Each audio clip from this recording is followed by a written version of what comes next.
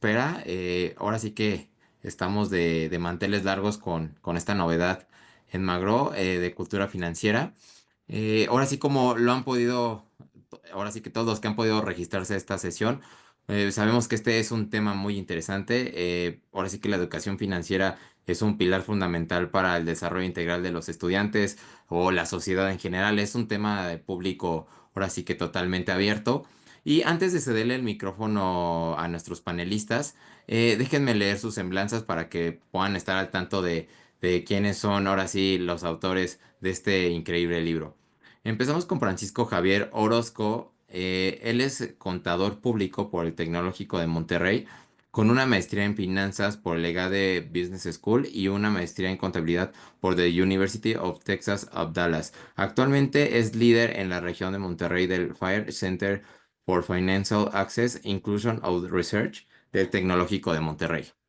La siguiente panelista es Nuria Patricia Rojas Vargas. Es doctora en Ciencias Administrativas con enfoque en Economía y Finanzas por el EGADE Business School. Desde sus estudios de posgrado está enfocada en temas de educación e inclusión financiera. Actualmente es profesor del Departamento de Contabilidad y Finanzas del Tecnológico de Monterrey, Campus Monterrey, miembro del Centro de Investigación FAIR, Center for Financial Access, Inclusion and Research. Y por finalizar, está Carlos García Ochoa. Es ingeniero mecánico en administrador por el Tecnológico de Monterrey. Cuenta con una maestría en Ingeniería Económica y Financiera por la Universidad La Salle Morelia, candidato a doctor en Administración con especialidad en Finanzas, socio fundador de la firma de consultoría Góngora y García Consulting y con más de 14 años de experiencia en el Tecnológico de Monterrey, donde fue director de la carrera de finanzas de 2011 al 2023 y como profesor de la Escuela de Negocios. Pues bienvenidos, ahora sí sean este panel. Realmente quien quiera hacer una pregunta lo puede ir sumando al chat y al final vamos a dar un espacio para contestarlas y también al final les voy a dar el tip en donde pueden conseguir este libro. Así que bienvenidos, les cedo el micrófono.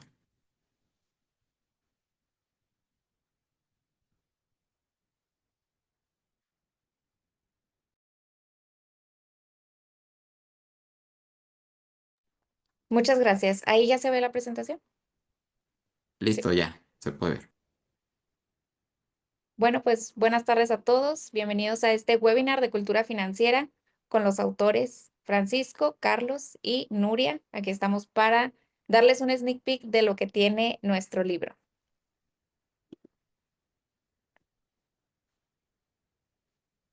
Pues si quieres, Nuria, lo vamos comentando y Ujú. esto me permito comentarlo a nombre de Nuria, que es quien siempre lo menciona.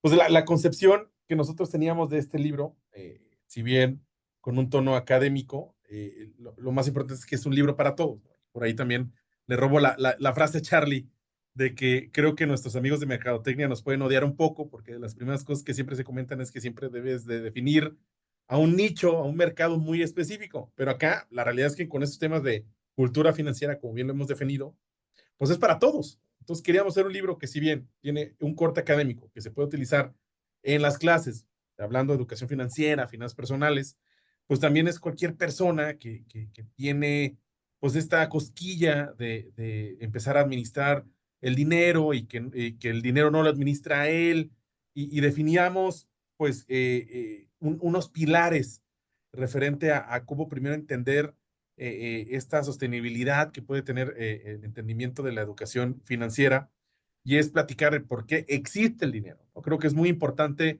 en el entendimiento de por qué nosotros estamos utilizando un papelito que avala algo o que lo utilizamos para, como medio de intercambio y por qué ahora en un formato digital también existe. Todavía recuerdo alguna caricatura ahí de Patoaventuras de que por qué no se puede imprimir más billetes, el efecto que tiene económico, por qué existe la economía, la diferencia entre economía y finanzas, que al final del día una deriva de la otra. Y a veces eso también puede complicar mucho el entendimiento de la educación financiera. Y por último, ¿no? Y en una estabilidad mucho más, digamos que holgada, el cómo funciona el sistema financiero. Creo que también traemos generacionalmente algunas herencias sobre cómo ha evolucionado el sistema financiero en nuestro país, que eso hace que a veces las personas no confíen en las instituciones financieras, pero en este momento consideramos que es un momento muy estable justamente para hacerlo, ¿no? Y de repente, ¿no?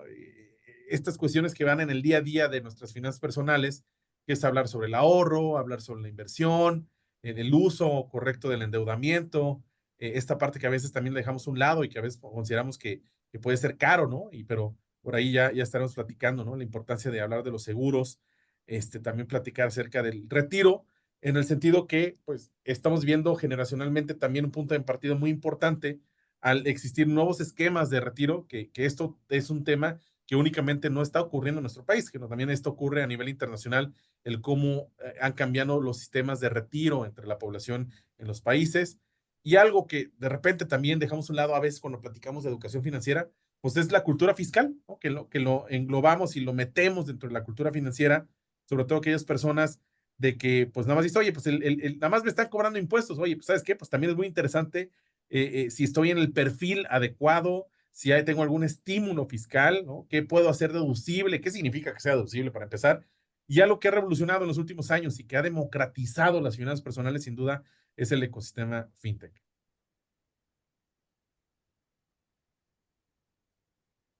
Muy bien. Y pues ya nada más brevemente les compartimos que entonces estos pilares son los que componen los capítulos 1 a 3 de nuestro libro y ya posteriormente, ahora sí, todos los temas que comúnmente se tocan o se abordan cuando se habla de finanzas personales, como el ahorro, las inversiones, el crédito, los impuestos, retiro, seguros y fintech.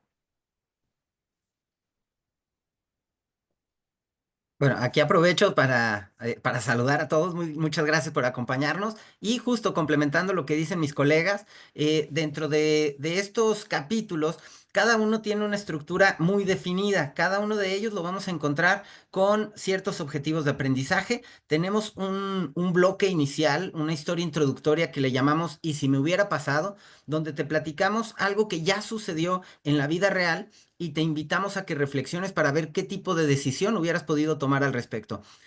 Nos ayuda también a entender el por qué aprender ese tema a manera introductoria. Tenemos el desarrollo, los contenidos propios de cada uno de estos tópicos y junto con dos elementos también muy valiosos, muy interesantes, que les llamamos el "¿Sabías qué?", que trae ese dato que te ayuda a conocer un poco más, a profundizar un poco en esta cultura general, en tener ese dato que puedes utilizar con los amigos, con la familia. Y el "quién lo dijo". Esto referente, por supuesto, a una persona reconocida en cada uno de los temas, con una frase muy poderosa que nos ayuda a entender mejor todo lo que vamos desarrollando. Tenemos igual un bloque que le llamamos "Antes de irnos", que es como esta conclusión y reflexión final acerca de todos los puntos que se fueron tocando a lo largo de las páginas.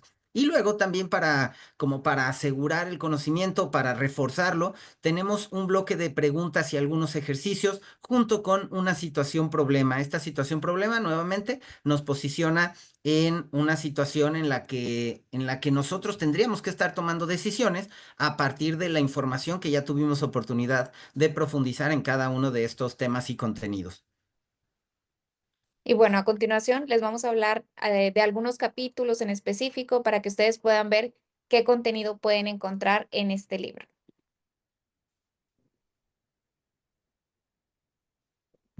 Estás en mute, Paco. Como comentábamos, ¿no? De estos pilares queríamos arrancar con la historia del dinero. ¿Por qué existe el dinero? ¿Por qué hay algo que hace que pues, sea necesario para intercambiar cosas, hacer cosas? Y es que, pues, de cierta manera, en la historia de cómo se va desarrollando las economías, ¿no? En todas las civilizaciones, pues empezaron a existir maneras en justamente hacer este intercambio, porque pues, era necesario, ¿no? La misma evolución en las diferentes culturas dio origen en diferentes momentos a utilizar algún medio de pago. Y es ahí donde podemos encontrar, por ejemplo, un tema de coincidencia de necesidades, donde pues obviamente podías saber este intercambio, te cambio 1 kilo de arroz por 1 kilo de frijoles, pero oye, pues ¿sabes qué? Pues ahorita yo no necesito tanto el kilo de arroz, sino si necesito más frijoles, ¿no? Entonces las diferentes civilizaciones empezaron a utilizar metales, empezaron a utilizar en una primera instancia conchas, hasta que se dieron cuenta que pues, realmente tenían varios problemas, por ejemplo, en la durabilidad, ¿no? Este tipo de elementos no duraban lo mismo, por lo cual perdían su valor o podrían tener pueden ser falsificación. Entonces empezó a haber la acuñación de las monedas, ¿no? Es decir, ya la fabricación en sí de piezas de metal que representaban un valor como tal en el dinero. Y así, pues así va creciendo y generándose diferentes monedas, probablemente primero con algunos metales preciosos, posteriormente estandarizándolo más, donde ya empezó de una manera mucho más unificada ciertos países o ciertos imperios a tratarlo de usar de una manera pues mucho más habitual, ¿no? Entonces justamente se empieza a estandarizar el uso, por ejemplo, del denario, también el florín, el renacimiento, pero todavía había algunas cosas interesantes, ¿no? El por qué existía el dinero y cómo podía yo empezar a regularlo o legalizarlo, justamente. ¿Y por qué no hablar del dinero digital? ¿No? Vivimos una era donde no hace mucho, y ustedes no me dejarán mentir, ¿no? Todavía íbamos al banco y hacer una transferencia, pues era impensable, ¿no? Por ahí, a raíz del 2004, se crea este sistema de transferencia, el famoso SPAY, que fue lanzado como el Banco de México comparte una necesidad, ¿no? Anteriormente, que es justamente en México, es uno de esta evolución digital que tuvo el dinero, pues tenía que retirar dinero de mi banco, ¿no? Tenía que ir cargando el dinero porque no puede ser una transferencia de un banco a otra institución financiera. Iba y por ahí con una hoja rosada o una hoja verde, justamente en este boleta de depósito, pues me hacían la transferencia y pues empezó a generarse pues, la necesidad de algo mucho más transferible. Y ahí, ¿por qué no empezar a considerar al Bitcoin como un medio de pago? Que si bien hay un tema de especulación importante, empezó a ver la manera en que podía existir, ¿no? Justamente otras alternativas al dinero tradicional. Y es por eso que también todo este ecosistema fintech ha generado pues, una competencia interesante.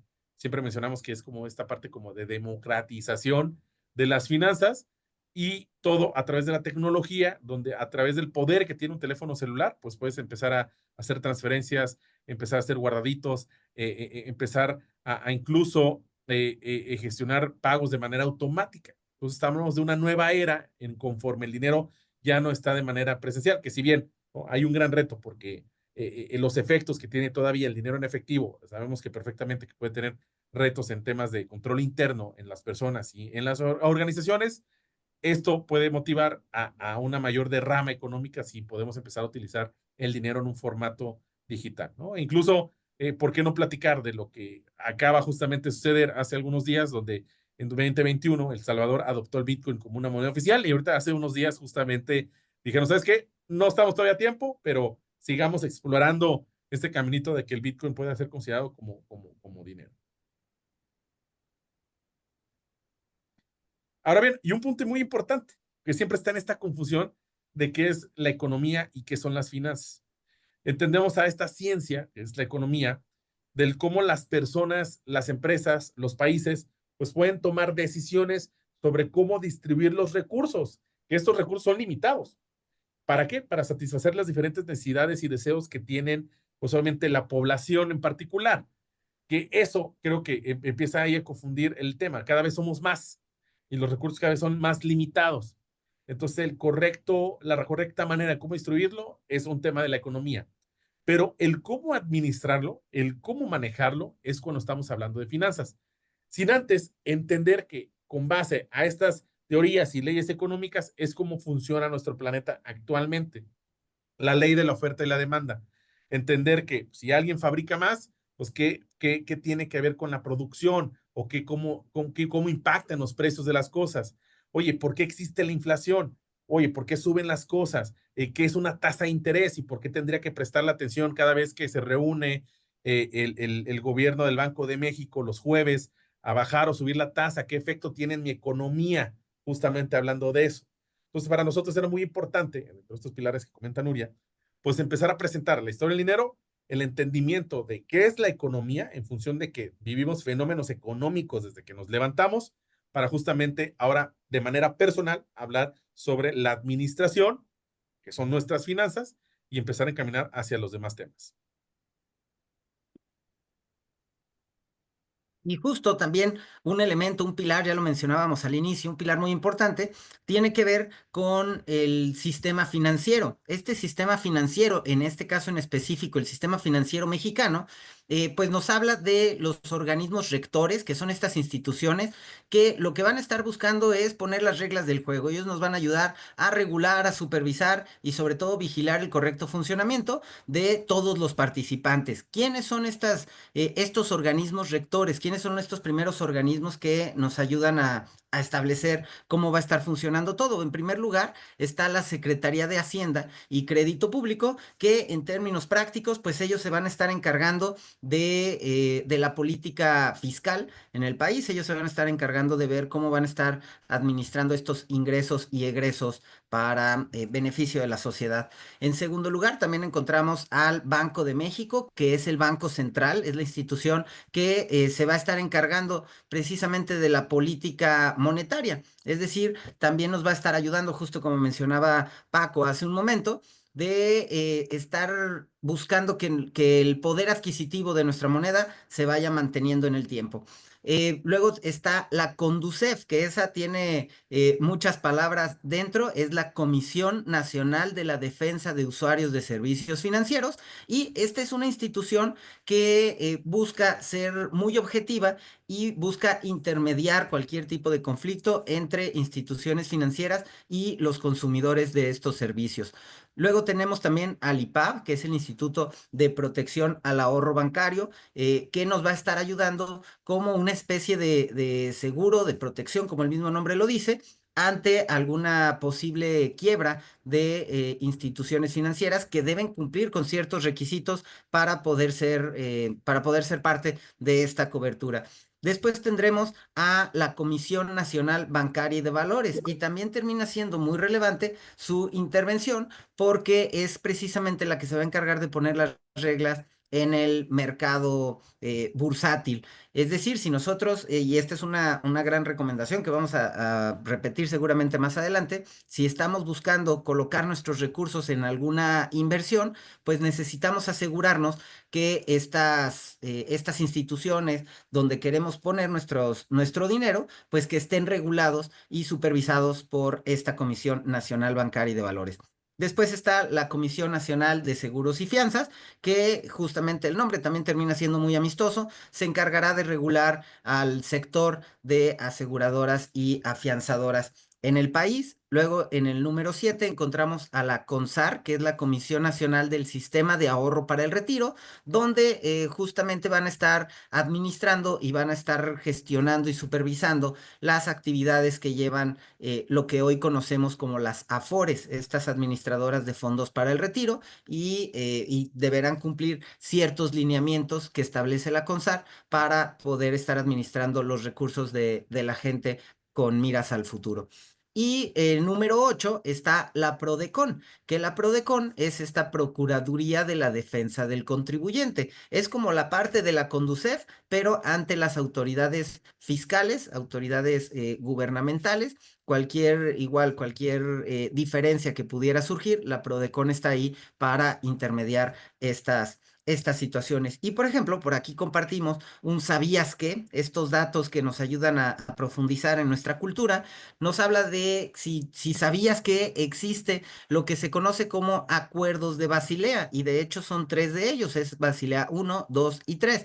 El último es el más actualizado, por supuesto, el más reciente, y lo que buscan estos acuerdos es fortalecer la gestión de riesgos en las instituciones financieras. Por ahí, como el nombre lo dice, son estos acuerdos que nos estarán ayudando a regular las diferentes indicadores para disminuir los riesgos de que las instituciones financieras puedan caer en algún estado desfavorable, en alguna quiebra que pueda poner en riesgo a todo el sistema financiero.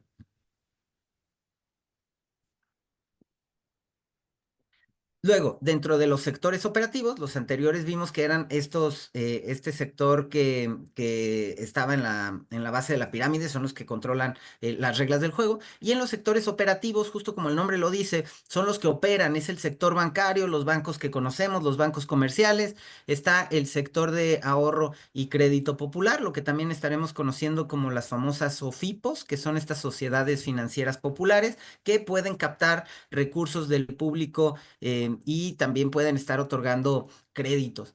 También estará el sector de intermediarios financieros no bancarios. Por ejemplo, habrá tiendas departamentales, habrá empresas de comunicaciones que ofrecen sus servicios y que pueden estar siendo pagados, digamos, a través de un financiamiento que no necesariamente es por el banco, lo puede dar la misma empresa.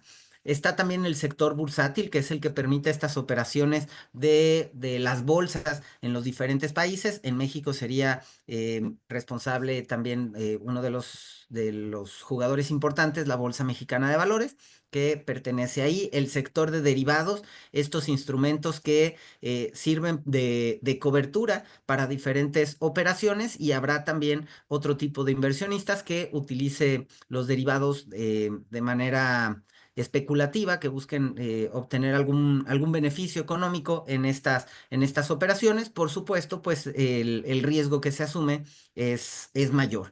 Después tendremos también el sector de seguros y fianzas. Seguramente estamos familiarizados con este sector. Tiene que ver con estas protecciones, estas coberturas que adquirimos para diferentes elementos en nuestra vida cotidiana. Podemos hablar de seguros de vida, seguros de gastos médicos, el seguro de automóvil, seguros de casa, etcétera. Lo mismo con las fianzas, estos instrumentos que ayudan para que se puedan llevar a cabo, que se cumplimenten ciertos contratos que normalmente se utilizan, por ejemplo, en licitaciones públicas, etcétera. Por acá tenemos un nuevo ¿sabías qué?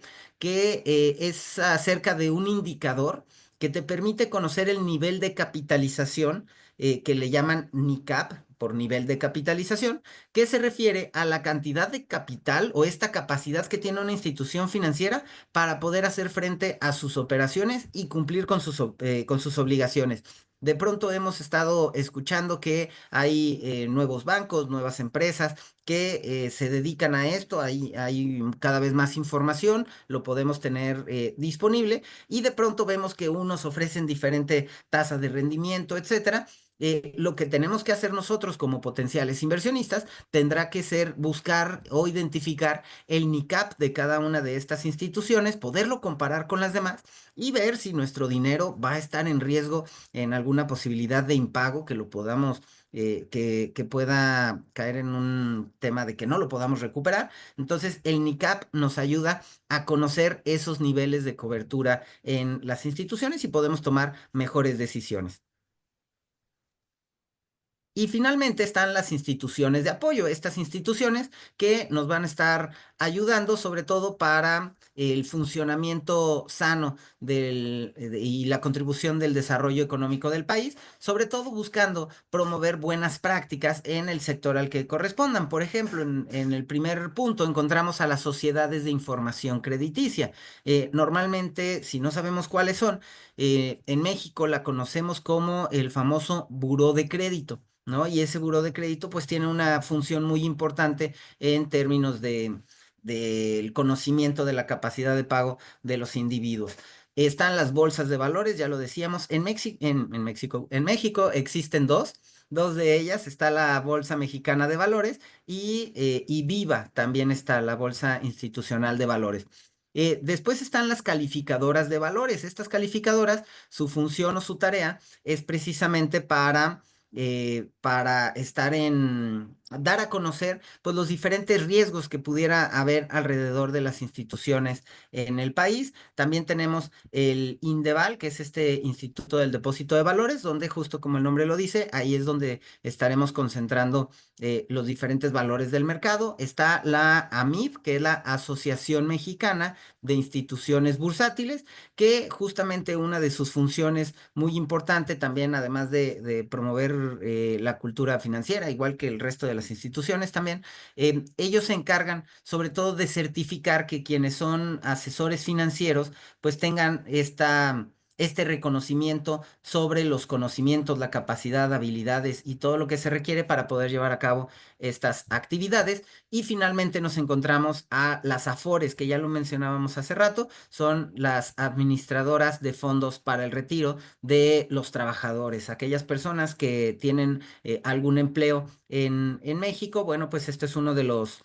beneficios que tienen pues, dentro de las leyes. Está conformado por tres partes: gobierno, empresa y el propio trabajador. Entonces la intención es ir formando este fondo para el retiro de los trabajadores. Y pasando a los siguientes temas, encontramos, por ejemplo, en este tema de la gestión del dinero, una de estas reglas que ustedes pudieran implementar para la parte de la creación de un presupuesto. Esta regla se conoce comúnmente como la regla 50-30-20, en la que se establece que un 50% de nuestros ingresos debe estar destinada a estas necesidades básicas que todos tenemos, como la vivienda, gastos de alimentación, de transporte, la parte de los seguros, que es muy importante, y educación, vestimenta y otros factores que forman parte de nuestra vida diaria. Después podemos destinar el 30% a actividades de recreación y ocio. Aquí, por ejemplo, podemos tener salidas con amigos, cine, vacaciones, entre otros. Y un 20% de nuestros ingresos debería estar idealmente destinado a estos rubros de ahorro que ahorita vamos a ver de qué tratan. Esto de la regla 50-30-20, siempre tomándolo como una sugerencia de cómo podemos nosotros distribuir estos ingresos. ¿Por qué? Porque siempre decimos que no hay una fórmula mágica para el manejo de tu dinero, sino que todo esto va cambiando conforme tu etapa de vida, obviamente tu nivel de ingresos, obligaciones, etcétera. Entonces, pues siempre tomar estas recomendaciones que sabemos que pudieran ser un poquito flexibles, pero tomando en cuenta que pues existen estas distribuciones que se deben de hacer. Siguiendo, por ejemplo, la parte del ahorro, es recomendable tener nuestro ahorro clasificado en tres categorías. La primera sería este ahorro para emergencias. Y aquí es importante que todos contemos con un ahorro para emergencias en un instrumento que tenga liquidez. ¿Qué quiere decir esto? Que yo pueda disponer de él de manera inmediata o casi inmediata. Y se sugiere que este monto sea de entre 3 y 6 meses. ¿Por qué? Porque esto me puede, por ejemplo, ayudar en algún accidente a cubrir el monto de un deducible, o en caso de un choque, por ejemplo, a lo mejor se te daña una llanta. Entonces son cosas que salen de ese día a día que nos pudieran llegar a tener un impacto en nuestro presupuesto, pero contamos con ese ahorro de emergencia para no desbalancearnos. En segundo lugar, tenemos estos ahorros para las metas específicas. ¿Por qué? Porque muchas veces podemos decir, sí, estoy ahorrando, pero esos ahorros no tienen como esta etiqueta que, al no tenerla, me impide, número uno, lograr mis metas, y número dos, también poder, o sea, a lo mejor viene la emergencia y dispongo de esos ahorros para una meta específica. ¿Por qué? Porque no tenían la etiqueta. Entonces, esto es, por ejemplo, qué es lo que yo quiero lograr en el corto, mediano, largo plazo, y pues pensar en dónde voy a colocar esos ahorros para lograr mis metas sin tener que recurrir al crédito, o también de la mano del crédito tener para estos enganches que también son muy importantes. Y pues siempre recordando que los intereses son el costo del dinero de alguien por usar el dinero de alguien más. Y por último, y no menos importante, sino que cada día es más importante por la generación en la que encontramos, es el ahorro para el retiro. Todos nosotros, por la edad en la que nos encontramos, somos responsables de nuestro ahorro individual para el retiro. Entonces es importante construir un fondo durante toda nuestra vida laboral. Aquí, una analogía que siempre me gusta hacer es pensar en ese ahorro para el retiro como eso que le estás regalando hoy a tu yo del futuro. Y bueno, aquí viene también un ejemplo de estas frases que nosotros compartimos, frases célebres de quién lo dijo. Y les compartimos esta de Warren Buffett que dice, no ahorres lo que te quede después de gastar, gasta lo que te queda después de ahorrar. Y siempre después de estas frases ustedes encuentran una breve semblanza de la persona que lo dijo y también el por qué te compartimos esta frase. Y pues ya que estamos hablando de Warren Buffett, sabemos que es uno de los inversionistas más reconocidos, más exitosos a lo largo de la historia. Y pensar en Warren Buffett es inevitable pensar en inversiones, ¿no? Entonces, si nos metemos al tema de las inversiones, esto es un tema también muy apasionante, igual que todos los demás, sobre todo porque es donde podemos colocar nuestro dinero para que crezca nuestro dinero con intención de que cada vez ese dinero pues, nos pueda ayudar a lograr nuestras metas de una forma organizada, de una forma bien planeada, ¿no? Y dentro del mundo de las inversiones, pues existen diferentes tipos. Lo podemos separar en dos categorías. La primera, lo que se le conocerá como renta fija, y la segunda, renta variable. La renta fija, lo que nos está diciendo que van a ser estos instrumentos en los que vamos a poder estar haciendo ciertas inversiones donde ya vamos a conocer el resultado de las mismas. Normalmente la renta fija se asocia con un menor nivel de riesgo. ¿Por qué? Porque estaríamos adquiriendo instrumentos como bonos del gobierno, es decir, como si le estuviéramos prestando dinero al gobierno. La probabilidad de que un gobierno incumpla con sus obligaciones depende del país, pero normalmente suelen ser bajas. El hecho de que no paguen implicaría pues que caen en quiebra, un país en quiebra, ¿no? Entonces, por eso se reconocen como de menor riesgo y estaremos hablando de bonos de gobierno. En México, uno de los bonos más famosos o más conocidos últimamente ha tenido que se ha utilizado con mayor frecuencia, son los famosos CETES, estos certificados de la tesorería. Tenemos también los pagarés bancarios, son esta relación de los bonos con los bancos y los bonos corporativos, quiere decir prestarle dinero a las empresas y que nos estén regresando intereses por prestar estos recursos a estas empresas. De entrada, con esta renta fija, ya conocemos las condiciones, ya sabemos cuánto vamos a ganar, ya sabemos cuándo lo vamos a recibir y el riesgo, como lo decíamos, es menor. Sin embargo, si nos vamos a la renta variable, pues ahí sí es para la gente que le gustan un poquito más las emociones fuertes, si lo piensan en el corto plazo, pero si lo piensan en el largo plazo, suelen ser un poquito mejor de acuerdo al histórico. Recuerden que la historia no siempre se va a repetir en el futuro, pero en el histórico normalmente la renta variable suele dar resultados pues más atractivos para los inversionistas. Y tiene sentido. ¿Por qué? Porque recordamos aquella frase que dice, a mayor riesgo, mayor rendimiento. Entonces esperaríamos tener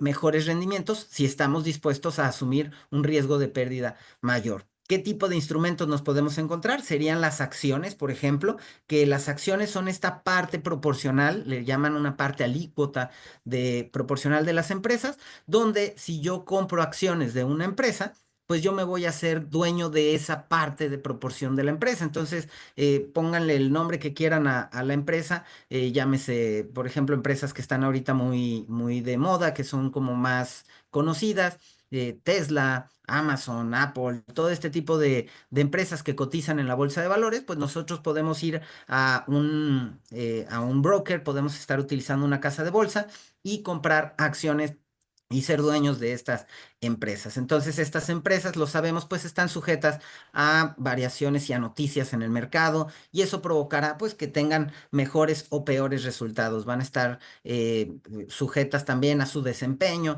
etcétera, y eso provocará pues que las acciones suban y bajen de precio, como bien mencionaba Paco hace unos momentos, de acuerdo a la ley de la oferta y la demanda también, ¿no? Están por otro lado también otro instrumento que se conocen como las fibras, que esta es una palabra que se compone también de fideicomisos de bienes raíces. Si nosotros, por ejemplo, quisiéramos invertir en este tipo de instrumentos, pues quiere decir que yo podría estar invirtiendo, por ejemplo, en plazas comerciales, en naves industriales, en este tipo de desarrollos, en vivienda vertical, por ejemplo, donde pues una de las características de las fibras es justamente que todo lo que se va cobrando pues tiene la obligación de repartirse entre los socios que tienen o que son poseedores de este tipo de instrumentos. Entonces, esa es una característica de las fibras.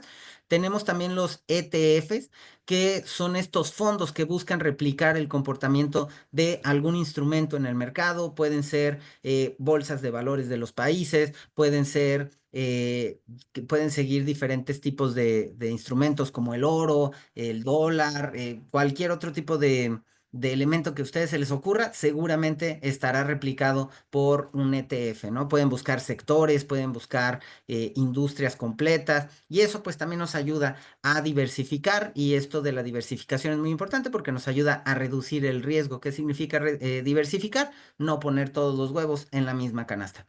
Está por otra parte también las divisas, que son estas, pues son las diferentes monedas que tienen en los países. Está, por ejemplo, el euro, el dólar, la libra, etcétera. Eso es también un instrumento que podemos utilizar a manera de inversión. Y finalmente están también las criptomonedas. Ya lo hablábamos, es un mercado muy vasto y de todos los que acabamos de mencionar, casi me atrevería a decir pues que es el más volátil, es el que tiene mayores movimientos, lo hemos escuchado, vemos de pronto el más famoso que es el Bitcoin, pero adicional a Bitcoin hay todavía muchas otras criptomonedas, incluso el nuevo presidente de los Estados Unidos por ahí sacó su criptomoneda y también ha tenido movimientos bien interesantes, ¿no? Entonces, pues bueno, esto es lo que tendríamos cuando hablamos de las inversiones. Tenemos por un lado la renta fija, donde ya conocemos las características de origen, y después tenemos la renta variable, que esa sí tiene un poco más de emociones fuertes y asumimos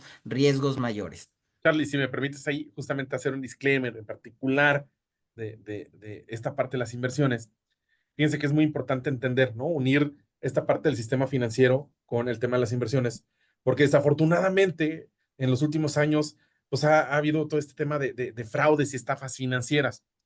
¿Por qué? Porque muchos de estas estafas o estos fraudes financieros funcionan en el mal entendimiento que hay sobre este concepto de renta fija y renta variable. Como comenta Carlos, renta fija ya es cuando este rendimiento está comprometido. Pero si de repente te prometen rendimientos de un instrumento que es algo variable, pues como algo empieza ya medio raro. Y sobre todo cuando te empiezan a prometer rendimientos de que están totalmente fuera de lo normal. El Banco de México da una tasa, ¿no? Todos los jueves, como comentábamos, y en función a esto es, oye, pues qué tanto es el dinero, el costo del dinero, tanto a favor como en contra, ¿no? Actualmente ronda por ahí del 10%.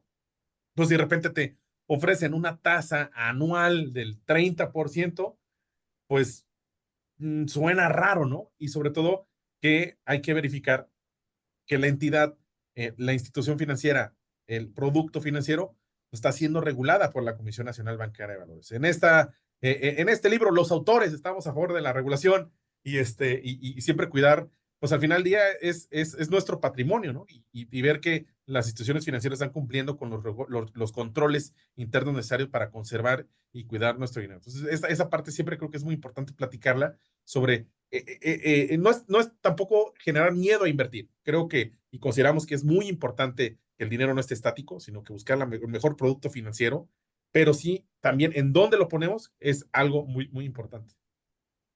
Totalmente de acuerdo. Y sobre todo, pues eso que bien mencionas del tema de la regulación es un paso más cerca a evitar todos estos fraudes que están a la orden del día.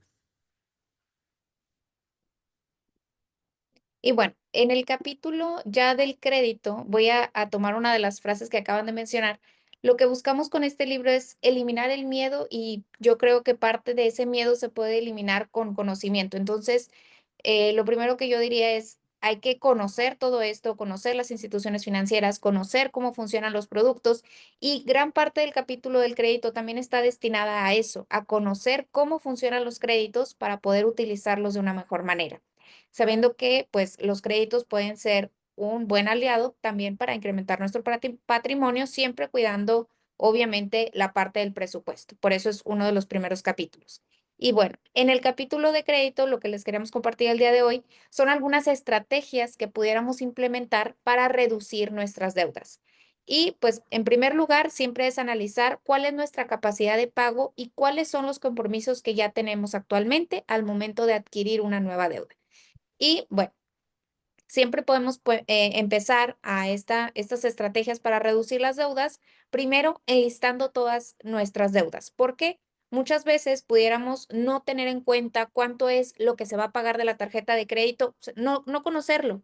antes de obtener el estado de cuenta. Entonces, saber cuánto se tiene de línea de crédito en la tarjeta de crédito, cuánto se está utilizando, saber cuáles son esos otros gastos que mes a mes forman parte de mis créditos, el carro, a lo mejor algún préstamo educativo, hipoteca, etcétera. Y entonces vamos a empezar esta lista integrando también el monto total y la tasa de interés. Posteriormente vamos a comenzar a trazar esas estrategias de liquidación, observando cuáles de ellas tienen esos montos de interés más altos. Recordemos que el interés es el costo del dinero, entonces lo que vamos a buscar aquí es tratar de eliminar aquellas que tienen mayor costo para nosotros. Revisar aquí que no existan restricciones. ¿Por qué? En ocasiones estamos sujetos a que no se pueden dar pagos anticipados, entonces es analizar cuáles sí me lo permiten. Posteriormente, todo esto se tiene que hacer de la mano de nuestro presupuesto. Aquí, si nuestra capacidad de endeudamiento ya está muy superada, lo que pudiéramos es analizar qué gastos pudiéramos reducir o sacrificar.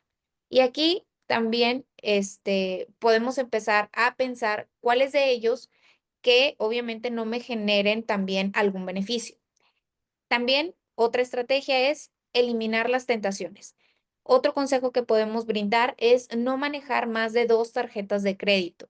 Aquí es importante analizar cuáles nos brindan esos beneficios que van de acuerdo al perfil de cada persona, revisar siempre la tasa de interés, pero también el CAT y conocer muy bien estas fechas de corte y pago. ¿Y por qué decimos no más de 2 tarjetas de crédito? Pudiera ser difícil el controlar ya una tarjeta adicional. ¿Por qué? Porque son más fechas de corte, de pago, que hay que estar al pendiente de. Entonces, pues aquí también tratar de tener los productos que realmente necesitamos y que realmente pues nos proporcionan beneficio de acuerdo con nuestro perfil. También aquí otra recomendación es abstenernos de obtener créditos personales. Esos créditos que a veces recibimos la invitación mediante mensaje o llamadas que te comentan, mira, en este momento puedes disponer de 80,000 pesos con cómodas mensualidades para que hagas ese sueño que estás pensando, esa remodelación, ese viaje. Pero si realmente no lo teníamos contemplado, no era una de nuestras metas y estamos recurriendo a ellos por parte de este ofrecimiento, pues es mejor prescindir de ellos. Y siempre verificar esos pagos mensuales. Es a veces también muy tentador cuando acudimos a comprar algún producto o me ha tocado incluso escucharlo cuando estás pagando en el supermercado por despensa, por cualquier cosa, te empiezan a ofrecer esto a mensualidades. Entonces, siempre aquí es pensar si esas mensualidades son superiores a la vida de uso del producto. De lo contrario, pues es mejor adquirirlo de contado.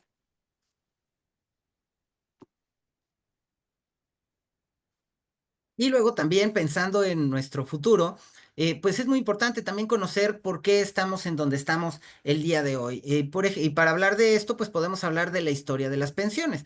Es importante mencionar que el primer tema que se tiene conocimiento respecto a las pensiones en México data desde 1925 con la Ley de las Pensiones Civiles y de Retiro. Eventualmente va evolucionando, por ahí en 1942 se firma el primer contrato colectivo de trabajo con Pemex que incluye ya específicamente también la parte de las pensiones. Y esto ha ido marchando muy bien en el tiempo, por allá en 1942 en adelante se lleva la primera conferencia interamericana de seguridad social, en 1943 se lleva a cabo la ley del seguro social, por ahí en el 73, 30 años después, hacen un ajuste, le pulen, le mueven un poquito y se da la nueva ley del seguro social que probablemente nosotros en México conocemos a alguna persona, normalmente de la edad, por ejemplo, de nuestros padres, etcétera, donde esa ley del seguro social, pues tenía características muy atractivas para el futuro de los trabajadores. ¿Por qué? Porque resulta que una de las características que tenía era que podías tener acceso a una pensión vitalicia en la que esa pensión estaba calculada con el promedio de tus últimos 5 años de cotización. Entonces, pues básicamente los últimos 5 años era cuando le echabas todavía más ganas y de por sí ya le echaste muchas ganas en la vida, en los últimos 5 años era cuando tenías que generar un ingreso pues suficientemente alto para poder tener acceso a una muy buena pensión. ¿Cuál es el problema? Que después en la parte presupuestal los gobiernos empiezan a tomar decisiones y canalizar los recursos de manera diferente, donde empiezan a, pues, a verse mermados los fondos de reserva para las pensiones y por allá de 1996 es cuando se pone una pausa en el camino y dicen, ¿sabes qué? Esto deja de ser sostenible. ¿Por qué? También por la misma composición sociodemográfica. ¿A qué me refiero? Recordamos en los años anteriores, en décadas pasadas, pues las familias cada vez eran más grandes, ¿no? Recuerdo, por ejemplo, caso en particular, mi padre son 10 hermanos, mi madre son 6, siguiente generación, nosotros somos 3 hermanos.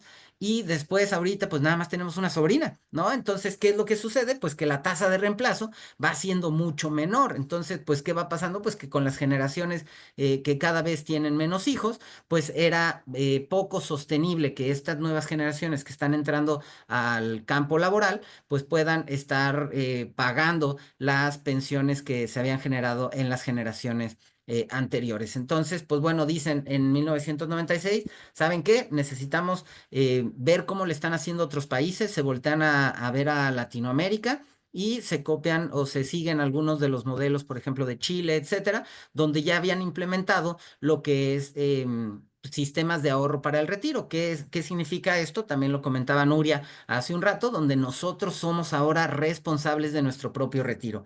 ¿Cómo lo estamos haciendo? Legalmente existen aportaciones que son de parte del gobierno, de parte de las empresas y de parte de los trabajadores. Sin embargo, también es muy importante reconocer que de acuerdo con los pronósticos y las expectativas, pues a veces este fondo pudiera parecer insuficiente para mantener el ritmo en el futuro. Entonces, ¿qué tenemos que hacer? Pues nosotros mismos tenemos que estar haciendo aportaciones, es lo recomendado, estas aportaciones a nuestro fondo para el retiro. ¿Para qué? Pues para cuando lleguemos a esa etapa de retiro, este premio por haber trabajado tantos años, que ya podamos disfrutar de manera diferente esa etapa. Lo vi con mis abuelos, lo veo con mis padres, lo vi con mucha gente de estas generaciones, donde dicen, pues sí, sí me gusta mucho trabajar, pero ya es momento de ponerle una pausa. Sin embargo, pues los gastos siguen y cómo le vamos a hacer para llegar a ese punto, ¿no? Entonces, por ahí en 1997 se reforma esta ley del Seguro Social y es la que conocemos actualmente en México. Muy bien, y con esto, pues como pueden ver, todos los temas de nuestro libro van ligados y te van pues contando una historia, ¿no? La historia de cada uno de nosotros respecto al uso del dinero. Y con eso terminaríamos la parte, pues de nuestro webinar y les cedemos un breve espacio de preguntas por si alguien quisiera preguntar algo. Gracias, Nuria, Carlos, Francisco. Realmente, como lo venía diciendo desde el inicio, es un tema muy rico que se puede platicar por horas y que siguen saliendo. Ya están viendo, empiezan a haber muchas preguntas. Pueden ver, hay personas no solo de México, de Latinoamérica, hasta de España están conectados. Realmente es un tema que llama mucho la atención. Y si quieren, lo que van formulando más preguntas y yo voy recabando las que están entrando aquí en el Q&A y en el chat. Si quieres, Nuria, me dejas mostrar un poquito pantalla porque también están Claro. preguntando dónde pueden adquirir el libro para, ahora sí que mostrarles la forma directa. Déjenme, me avisan si ya ven mi pantalla, denme un segundito. Sí, según yo ya, allá se puede ver. Sí, ¿verdad? Ahí Ahí ya está, la se ven. ve, se ve. Pues bueno, aquí pueden escanear el código QR que los va a llevar directamente al e-commerce y ahí pueden elegir ya si desean el libro de manera electrónica o física, ahí lo pueden adquirir. Y pues bueno, vamos ahora sí que comenzando para respetar el tiempo de todos los asistentes con las preguntas. Mira, la primera pregunta está aquí. Ay, se me perdió lo de Q&A. Acá está. Y mira, dice, en el caso de México, ¿dónde se ubican las cooperativas de ahorro y crédito? ¿En el sector de ahorro y crédito popular, en el sector de intermediarios financieros no bancarios o en otro sector? ¿Quién las fiscaliza? Un Ok. poco. Si quieren puedo Ujú. abordarla. Justo las cooperativas de ahorro y crédito se ubican en el sector de ahorro y crédito popular, forman parte del sistema financiero, pero no son bancos ni intermediarios financieros tradicionales, son entidades reguladas bajo un esquema particular. ¿Quién los fiscaliza? Eh, este tipo de cooperativas de ahorro y préstamo están reguladas. Recuerden que tenemos a estos órganos que se encargan de poner todas las reglas. Están reguladas por la Comisión Nacional Bancaria y de Valores y sobre todo se tiene que cumplir con una ley en particular que es la ley para regular las actividades de las sociedades cooperativas de ahorro y préstamo. Entonces, pues bueno, también dependerá de factores adicionales como el nivel de activos, etcétera. La Conducef también tiene por ahí algo de intervención en la protección de los usuarios, en la resolución de controversias y pues bueno, esa creo que sería parte de lo que buscamos en esta respuesta. Perfecto, gracias, Carlos. Vamos con la siguiente pregunta. Es de Ignacio y nos comenta, pregunta para los autores, ¿es más seguro invertir en oro o en bienes raíces? ¿Cuál sería su recomendación y por qué? Y si quieren, yo la puedo contestar. Ok. Justamente en estos últimos meses he estado revisando las particularidades que tiene todavía invertir en oro y en bienes raíces. Y tiene que ver con un tema de accesibilidad, ¿no? ¿Cómo conseguimos la inversión en oro? Es a través de un instrumento que va emulando el comportamiento del oro. Compro un lingote de oro, que por ahí de Costco, ¿no? Puedes comprar el lingote de oro de manera directa, pero entender también la facilidad en que me puedo deshacer de ese producto financiero, ¿no? A veces nos cuestionamos, oye, es importante, puede ser interesante comprar una azteca de oro, un centenario. Pues sí, pero resulta que el spread, que es esta diferencia entre el precio en que lo compré y el precio en que el cual lo puedo vender, es muy grande. Entonces ya no resulta la inversión. Ahora bien, cuando hablamos de bienes raíces, la verdad es que bienes raíces nunca te acabes, será más a considerar aspectos un poquito más comerciales, ¿no? Donde voy a invertir, tendrá plusvalía hacia el futuro, tendré que hacer remodelaciones, a quién se lo voy a rentar, ¿no? Entonces, si me preguntan, creo que siempre el real estate será algo interesante, que de hecho ahora hay nuevas maneras de invertir en real estate, como comentaba Carlos, a través de las fibras, y con el oro en particular y los metales, más que nada es el cómo puedo invertir, bajo qué instrumento o cómo invierto, ¿no? Esta facilidad de hacer la transacción con el metal precioso. Porque vaya, no es como que compre oro y me va a llegar a mi casa una tonelada, un metro cúbico de oro. También hay que entender cómo facilitar justamente la operación de la inversión como tal. Y Perfecto. si me lo permiten también para complementar, creo que algo que favorece mucho también es conocernos a nosotros y conocer nuestro perfil de inversionista, ¿sí? Por ejemplo, lo que me sirve a mí o lo que me gusta a mí no necesariamente le sirve o les gusta a los demás. Tal vez a mí me gusta invertir en criptomonedas, pero si se lo recomiendo eso a mi abuelita, pues de pronto va a haber una noticia, la criptomoneda se desploma, pues se llamaba, ¿no? Entonces, vamos a tener que definir también nuestros perfiles, nuestros objetivos de inversión y nuestros horizontes de inversión también. De acuerdo. Perfecto, pues vamos avanzando con otra pregunta, porque si no se nos come el tiempo, es que ya están entrando demasiadas. Aquí dice, ¿cómo puede explicar con más detalle cómo se calcula el CAT? Bueno, aquí es importante saber que el CAT está conformado por la tasa de interés, pero también los créditos tienen otros componentes que pudieran tener un costo, que a veces no los percibimos, como por ejemplo cuando estamos tramitando un crédito automotriz. Comparamos la tasa de interés, pero no tomamos en cuenta que pudiera llevar, por ejemplo, una comisión por apertura, un costo por una anualidad. Entonces, es el CAT lo que permite es englobar todos los costos que tiene ese crédito a fines comparativos. Ok, perfecto. Por aquí también me andan preguntando si hay como algún descuento especial. Pues miren, posteriormente a esta sesión, como se está grabando la sesión, se va a mandar esta grabación a todos los que se registraron y asistieron. Y posteriormente ahí vamos a darles un pequeño descuento a todos los asistentes, ¿vale? Para que no se preocupen. Ahí les vamos a hacer llegar ese correíto. Ahora sí que regresamos a otra pregunta. Dice, ¿por qué no tomar los préstamos de nómina? Esa es de Mario, ¿vale? Sí, sí. Adelante, Nuria, adelante. Ah, ok. Adelante, adelante. Pues no es tanto no aceptar los préstamos de nómina. Creo que aquí también hay un tema medio conductual, pero en cualquier tema de crédito, lo comentaba Nuria cuando explicaba el parte de endeudamiento. Lo que hay que revisar es el CAT de ese crédito.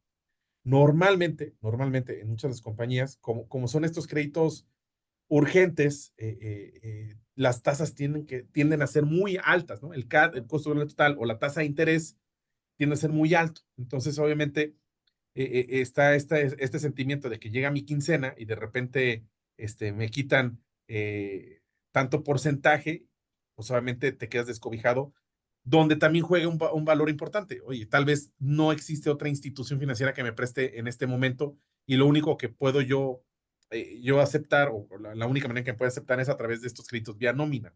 Entonces, el ingrediente más importante a revisar, pues termina siendo de nueva cuenta el costo anual total, ese costo real que me está cobrando el crédito o de lo cual pues me va a afectar a mi flujo. Entonces, aquí creo que es lo importante y si lo unimos con el tema de la planeación y la gestión financiera, pues es el impacto que va a tener ese pago a la deuda, el cómo va a afectar a mi flujo de mis ingresos menos mis gastos. Excelente. Pues miren, aquí hay otra pregunta que es muy interesante. Obviamente el ámbito de Magro es más académico. Obviamente ahorita estamos abriendo el tema pues a todas las personas, pero esta es de una profesora, me imagino, que es Irma Torres, que nos comenta qué se necesita para que las universidades puedan incorporar este tema primordial en todas las carreras que se ofertan.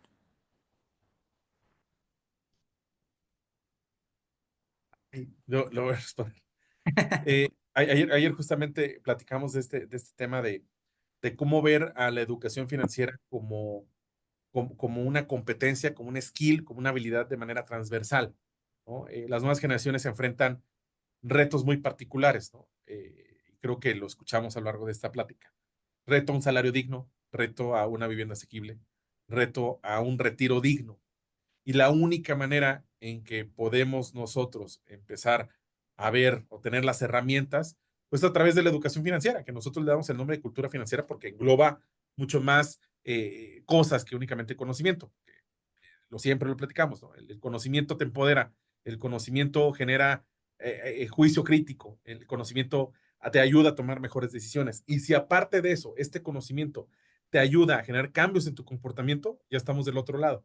El reto creo es que esto sea de una manera pues muy orgánica, pero a la vez si se puede pedir en las escuelas que adopten la cultura financiera como una competencia transversal, creo que estaríamos desarrollando mejores ciudadanos con mejor bienestar integral, ¿no? El pilar de bienestar financiero es muy importante dentro del bienestar integral, que incluso pues, hay varias investigaciones que incluso se ha participado activamente los dos colegas que están aquí, pues es el impacto que tiene la educación financiera dentro del trabajo, tomar mejores decisiones, el que hago con mi dinero, el impacto que tiene en la familia, el impacto que tiene en la salud.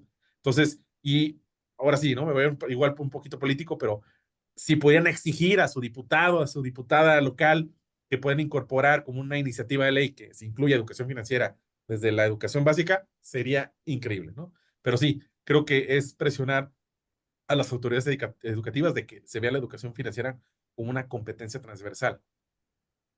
Totalmente de acuerdo, creo que sí es un tema muy valioso que un estudiante sepa desde antes de salir de la carrera estos temas, te ayudará demasiado y no ahorita estarte preocupando.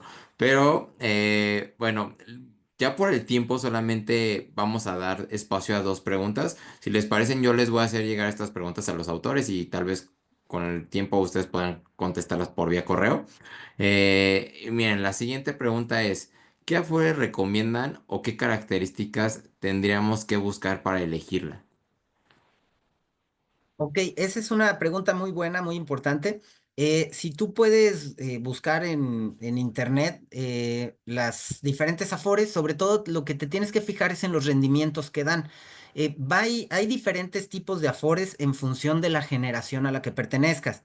Y hay 10 afores diferentes de 10 empresas diferentes que tienen diferente forma de invertir, pues, natural.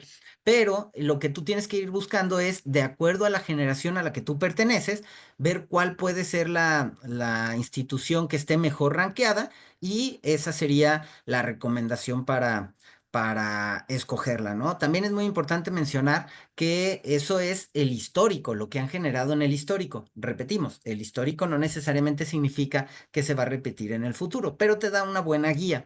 Y pues bueno, también con eso saber que con el tiempo pues van cambiando de lugares, es como una especie de indicadores de pues cuánto han estado generando en el tiempo y sobre todo que también una recomendación es no estar cambiando de Afores tan frecuente.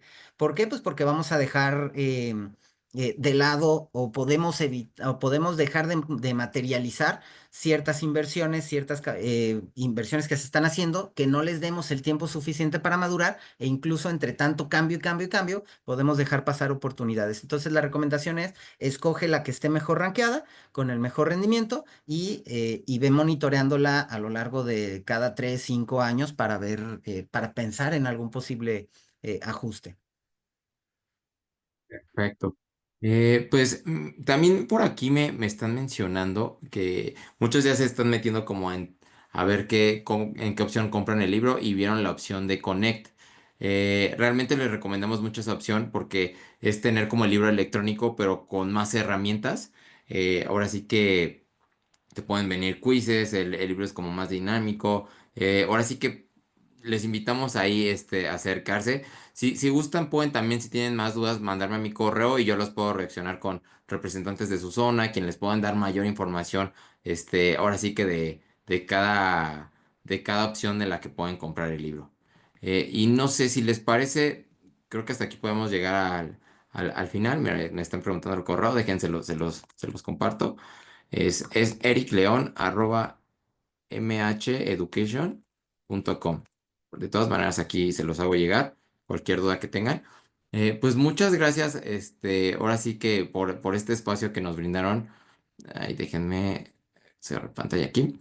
Les agradezco demasiado todo el apoyo que tienen a la disposición para dar este webinar para todos. Ya saben, por lo pudieron ver hoy, todas las personas están muy agradecidas con este tipo de temas y yo creo que, como venían diciendo, para las universidades es un gran libro que puede llegar a apoyar o ejercer algo nuevo que se pueda crear para nuestros estudiantes. Y aparte, pues como ya lo vienen platicando, para cualquier persona es un tema fundamental, o sea, es fundamental saber de esto y pues no sé si quieran decir algunas palabras de despedida.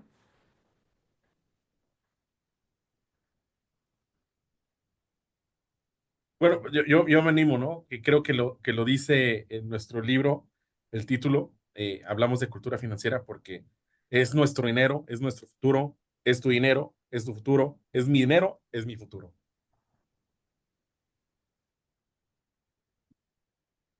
Pues yo también me sumo al agradecimiento, el que nos hayan permitido compartir este espacio para hacerles saber qué es lo que se van a encontrar en esta obra, que la hicimos con mucho cariño, pensando en ustedes, pensando en su mejora y sobre todo también que ustedes nos puedan ayudar a que esta cultura financiera llegue más lejos, compártanlo con la gente que ustedes quieren, familiares, amigos, sus sobrinos, gente joven, gente mayor, por favor, háganlo llegar a todo mundo porque al final del día, bien lo mencionaba por ahí Paco y lo mencionó también Nuria, pues esto es en beneficio de todos para un mejor futuro para todos nosotros. Pues sí, ya para finalizar, muchas gracias a todos los asistentes. La verdad que nos emociona mucho los comentarios que recibimos por parte de ustedes en el chat. Nuevamente, gracias a todos, igual a toda la asistencia, tuvimos muy buen aforo. Sabemos que luego ya es complicado poder llevar cosas vía virtual y realmente tuvimos un excelente aforo. Y pues ahora sí que esténse atentos al correo que les voy a estar enviando con la grabación, con el descuento. Ahora sí que muy atentos, yo creo que la siguiente semana ya lo van a tener ahí en sus correos. Pues agradezco a todos nuevamente y seguimos en contacto. Hasta luego.